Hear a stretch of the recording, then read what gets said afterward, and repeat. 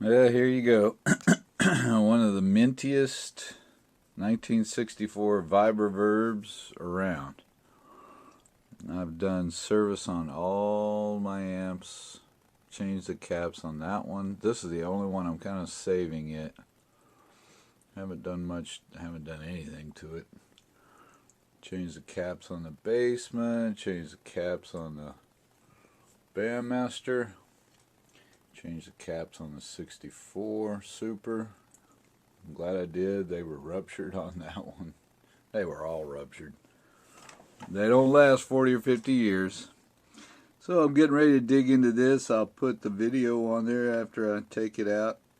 Take the chassis out. But I just love that big old JBL speaker. Look at that monster. The thing sounds so good. We're going to take this apart and see what kind of caps we got in this. Probably have to change them all. It's been discharged, so I'm not going to get electrocuted. I've almost done all of my amps. Every one of them has been mint. Nothing's been changed on them. I can see now why Leo went to the black face design. I think he just wanted a bigger chassis, better laid out. I noticed on the Bandmaster that was just too tight. It was like a little foreign car. You know, you couldn't get your soldering gun in there or your solder sucker or anything. These things have a lot of space, a lot of laid out really well, so they're easy to work on. So I can see why they would change the chassis. I like working on the blackface a lot better. Just took this off for the first time. Everything's just like it was in 1964. You won't see too many 1964 Vibroverbs this clean. This thing's gorgeous. Well, I'm going to document the change here. I'll be back in a little bit. Okay, one thing. This is not what you want your capacitors to look like. That is a ruptured capacitor. This is actually out of the 59 Bandmaster.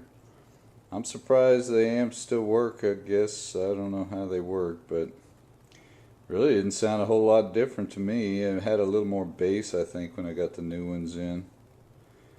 But that's not what you want. The other thing on the blackface, most blackface, be sure you get the polarity correct. I could disconnect the D side. The positive side's always soldered in. The negative side, the ground side, on these three usually runs underneath the board somewhere. So you usually have to cut these leads to get these out. You can't just unsolder them and pull them out because the leads go and connect somewhere else to a ground. But these two you have to watch out for. The first two, they're in series.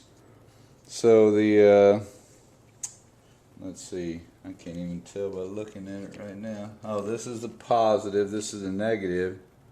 This is the negative and this is the positive. They're switched so that they run in series. So you have to be sure that you don't put these in line with these and put the negatives on this side, or you'll have problems. Yeah, this is a cool little trick. I usually go on the negative side, take this dental pick. You can buy these at Walgreens or wherever. And you uncurl. This one's pretty good shape, so anyway, you uncurl this one crimp on the negative side. Takes a little bit of work. Sometimes you can just push them right out of the tubes. It takes a little bit of force, but get that tube off and then you just stick your new capacitor in there and it looks original. Some of them fit perfectly in these tubes, some of them don't fit at all. And those look kind of goofy, but I still put them in there just so that the foam fits in there right and holds them sturdy. You know, because this foam here was formed to these old tubes, so I just stick them back in there and they fit pretty good. So see, I uncrimped the end and I just pops right out of there. Now you've got the old capacitor, the tube. Let's see, I can get a new capacitor here. What you have to do usually to get this to fit correctly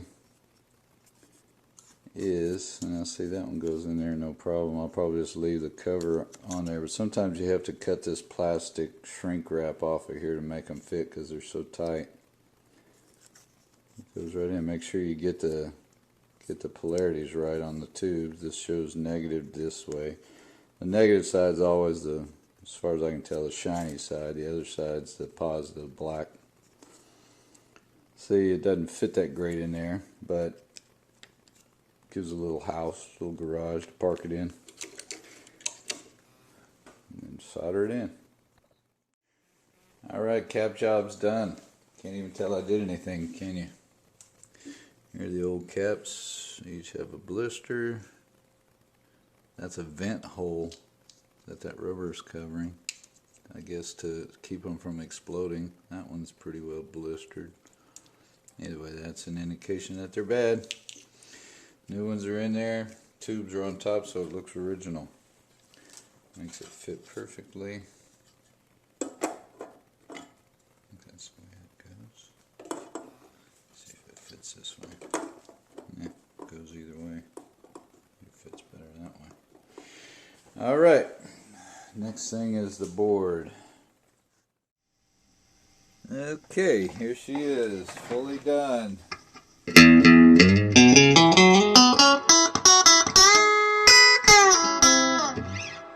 Had a little scare for a second.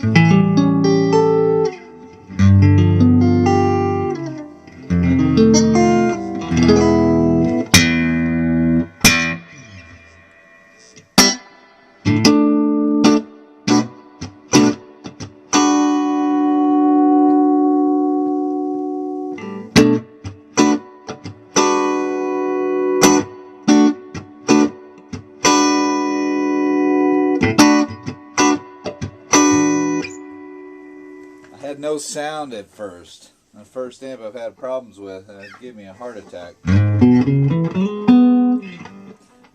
so I started playing around with the tubes, and I noticed that the preamp tube 1 and 2, V1 and V2, weren't on. So I went,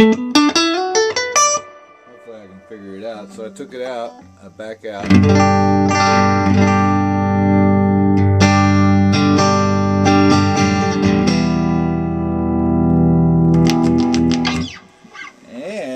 I found a loose wire, a heater wire, which is very important. That's what supplies the heat to the preamp tube.